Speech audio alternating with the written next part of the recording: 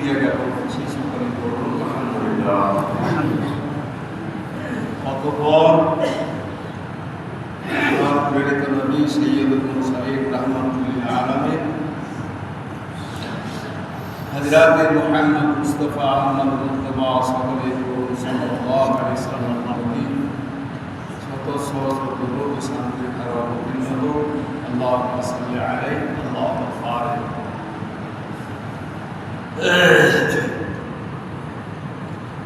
একটা কথা বারবার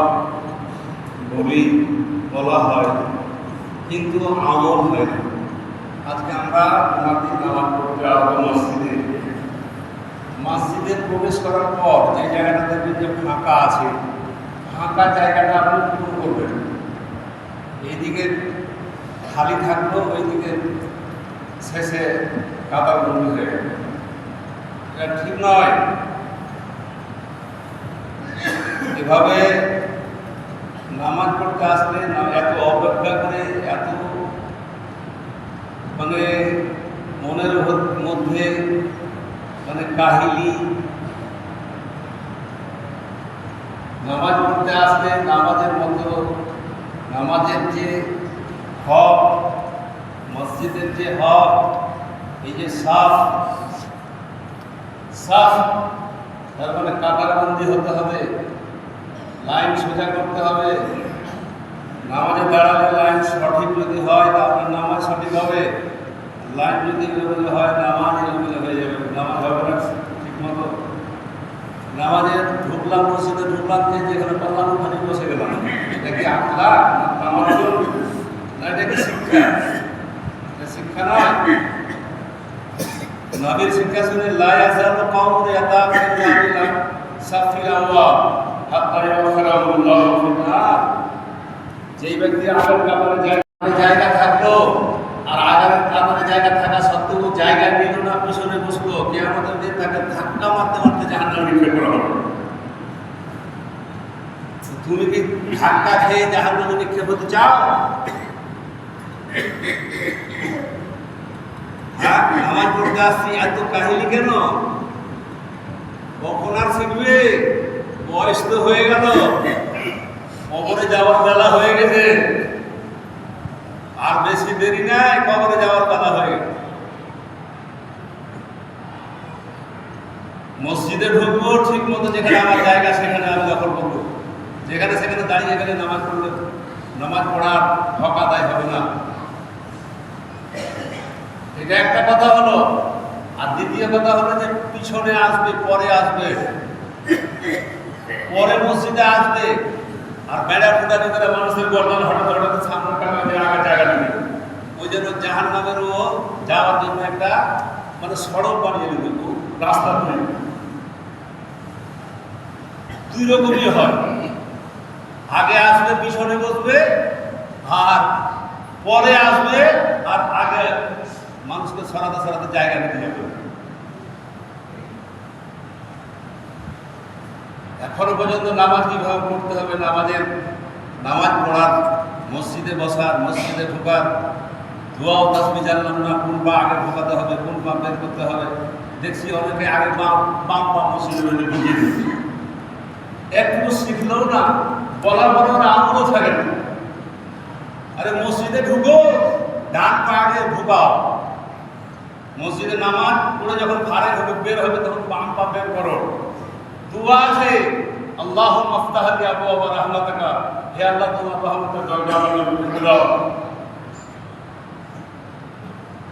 আল্লাহুম্মা ইন্নী আসআলুকা মিন ফাজলিকা, এ দুয়া আছে। মৃত্যুর সাথে একদিন তোমার সাক্ষাৎ ঘটবে, তোমার মোলাকাত হবে।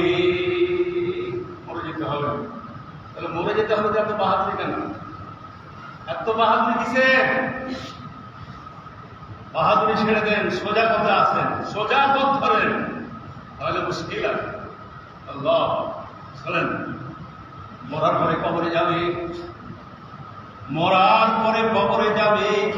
আল্লাহ রাব্বুল আলামিন বলছেন, লাহুম মিন জাহান্নামা মিহাদ ওয়া মিন ফাওকিহিম গাওয়াস। মরার পরে এখন কাফন পরিয়ে দিবে, আর কাফন করিয়ে দেওয়ার পর কবরে শুইয়ে দিবে। আর শুয়ে দেওয়ার পরে কি হবে? শুয়ে দেওয়ার পরে পরে আল্লাহ পাক বলছেন লাহুম জাহান্নামা মিহাদ, তার কবরটার বিছানা হবে আগুনের বিছানা। আগুনের বিছানা হবে। কোন আগুন? এই আগুন নয়, এর থেকে 69 গুণ আগুন। এই আগুনের বিছানা হবে কবরটা। আল্লাহ বলছেন, কোরআনের আয়াত বলছি আমি, আল্লাহ বলছেন লাহুম মিন জাহান্নামা মিহাদ ওয়া মিন ফাওকিহিম গাওয়াস, কবরটা আগুনের বিছানা হবে, আগুনের বিছানা বিছিয়ে দেওয়া হবে। ওয়া মিন ফাওকিহিম গাওয়াস, আর কবরের উপরের ভাগে আগুনের আচ্ছাদন হবে। আগুনের আচ্ছাদন, আচ্ছাদন বুঝে? খড়কুটা দিয়ে, কাঁড়ি দিয়ে, খের দিয়ে ঘর ছায় না, ওই ছাউনি দিবে। আগুনের ছাউনি হবে চারিদিকে, আগুনের ছাউনি। উঠতে পারে না তুমি? উঠে যাবে। হায় হায় হায় রে মানুষ, এই মানুষের কি হবে কবরে একটুকু চিন্তা ভাবনা করি না। সুদ খাই, মদ খাই, ঘুষ খাই, মাগিবাজি করি, ব্যভিচারি করি, অন্যায় করি, অশ্লীল করি, কথা বলি, ঝুঠা কথা বলি, অপরের সম্পদ করি।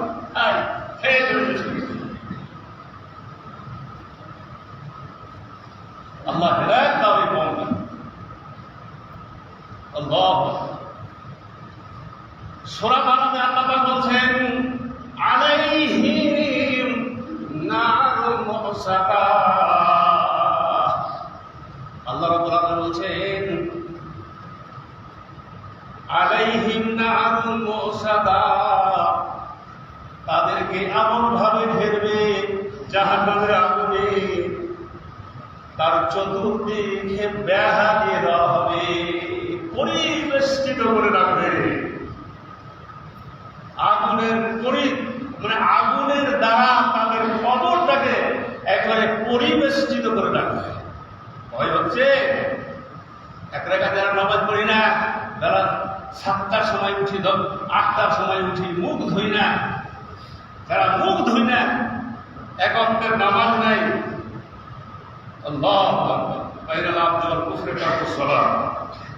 একজন নামাজি আর একজন বেনামাজের মধ্যে তফাৎ কি? শুধু নামাজ। একজন কাফের আর বেঈমান, একজন মুসলমান আর অমুসলমানের মধ্যে নামাজ তফাৎ হলো না। যারা নামাজ পড়বে তারা মুসলমান, আর যারা নামাজ পড়বে না হলো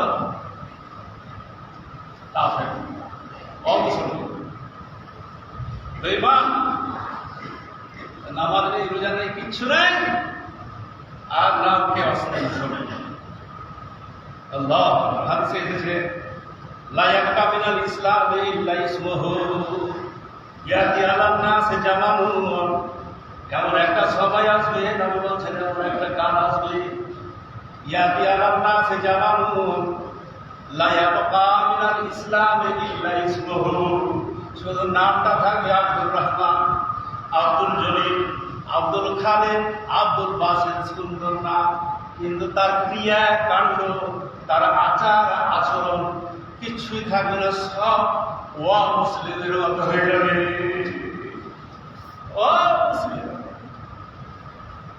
তারা 7টার সময় উঠবে আর ব্রাশে পাউডার লাগিয়ে আর কত বুঝছে না, একদম ফ্রেশ হয়েছে,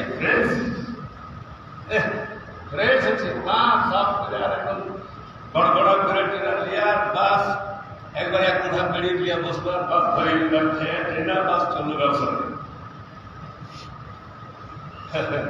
কি হবে? একবার মরো, মরে যারা এখন নামাজ পড়ো না, প্রতিজ্ঞাবদ্ধ হও, প্রতিজ্ঞা করো যে আজকে থেকে আর নামাজ ছাড়বো না। কাম ধরে প্রতিজ্ঞা করতে হবে, কাম ধরো, প্রতিজ্ঞা করো আর নামাজ ছাড়বো না। তো মরো করো, তোমার কি হয়েছে? কবরে তোমার অবস্থা। দলিল বলছি, হাদিস বলছি, কোরআন বলছি, বাহুল্য কথা একটাও জীবনে বলিনি, বলবো না। একটাও কথা বলবে না। আল্লাহ সুবহানাল্লাহ। কবর প্রতিনিয়ত আপনাকে ডাকতে থাকে, কবর প্রতিনিয়ত মানুষকে ডাকতে থাকে। এ কথাটি বলে নিয়ে শেষ করবো সবাই মিলে। কবর বলেন, কবর বলে আনা বাইতুল গুরফা। কবর ডাকতে থাকে আনা বাইতুল গুরফা। আমি হলাম অপরিচিত ঘর।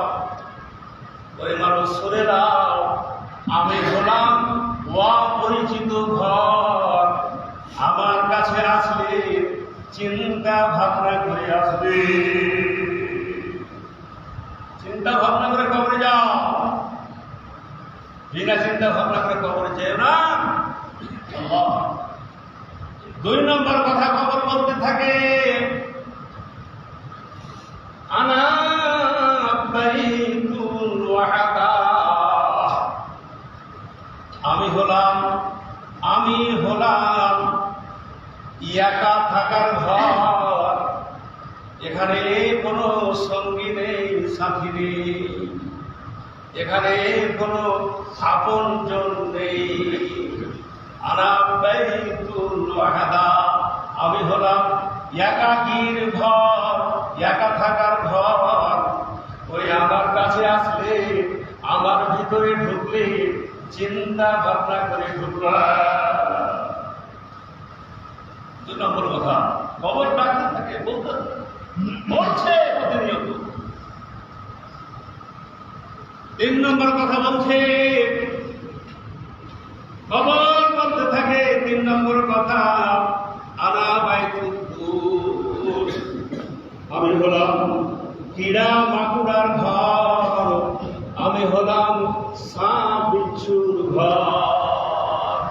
শুনেছেন কবরে যে সাপ আছে, সাপ যে বিচ্ছু আছে দংশন করবে, কবরে যে সাপ দংশন করবে এই বেনামাজিকে, এই সুদখোরকে, মদখোরকে, ব্যভিচারীকে, অন্যায়কারীকে যে দংশন করবে, যে সাপটাতে বলা আছে ওই সাপটা যদি দুনিয়ার বুকে একটু শ্বাস ছাড়ে, শ্বাস 2.5 হাত পর্যন্ত পানি পুড়ে তামা হয়ে যাবে, পৃথিবীতে আর একটা ঘাস বাজাবে না, একটা ঘাস পর্যন্ত বাজাবে না। এত বিস্তর অনাদর সাপে দংশন করবে। সেই খবরে বলা হলো আমি হলাম কীড়া মাকুড়ার ঘর, আমি হলাম সাপ বিচ্ছুর ঘর। আমার কাছে আসবে চিন্তা ভাবনা করে আসবে। 4 নম্বর কথা খবর বলতে থাকে আনা বাইতুত তুরাব। আমি হলাম মাটির ঘর। এই ঘরে আসলে চিন্তা ভাবনা করে আসবে। কতটুকু চিন্তা করেছি আমরা কবরের জন্য? আল্লাহ। হযরত উসমান রাদিয়াল্লাহু তাআলা আনহু কবর দেখলেই অঝর নয়নে কাঁদতেন, কেঁদে কেঁদে তিনি পাগল করা হয়ে যেতেন। কবি বলছে কবর বলে কাঁদরে মুমিন, কবর বলে কাঁদরে মুমিন, হাসর বলে কাঁদ। যে কাঁদনে কেঁদেছিলেন হযরত উসমান, একজন সাহাবী, 3য় খলিফা, মুসলিম জাহানের 3য় খলিফা, একজন সাহাবী হযরত উসমান রাদিয়াল্লাহু তাআলা আনহু কবর থেকে কেঁদে কেঁদে ব্যাকুল হয়ে গেলেন। আল্লাহ, এই কবরকে স্মরণ করেন, মরলেই কবরে যেতে হবে। আর কবরের যে সমস্ত আযাব আছে যদি আপনি পাস করতে পারেন, তাহলে পরিত্রাণ আছে। কবরটাই হচ্ছে প্রথম মঞ্জিল। কবরটাকে যদি আপনি পাস করতে পারেন সব জায়গায় আপনার পাস হবে। আর কবরে যদি আপনি বাধা করে যান তাহলে আপনার গুর্জ শুরু হয়ে যাবে। গুর্জ ফেরেশতাকে একবার নিযুক্ত করা হবে আর মারবে। ওই একদিন বেমতারিকে মিনাল হাদিদ লাউ জোরেবা বেহাজাবাল নসরাতুহা। এমন একটা হাতুড়ের চলবে, একজন ফেরেশতাকে দেওয়া হবে আর ওই হাতুড়ের বাড়ি দিয়ে মারবে। লাউ জোরেবা বেহাজাবাল নসরাতুহা। বলা হয় যে ওই হাতুড় ঘণ্টাতে যদি একটা পর্বতের উপরে, পাহাড়ের উপরে যদি মারা হয় তা পাহাড়টা লাসরাতুহা ধুলা ধুলা হয়ে যাবে, মাটি মাটি হয়ে যাবে। ওই হাতুড়ের ওই গুচ্ছ দিয়ে চলবে প্রহর মারবে।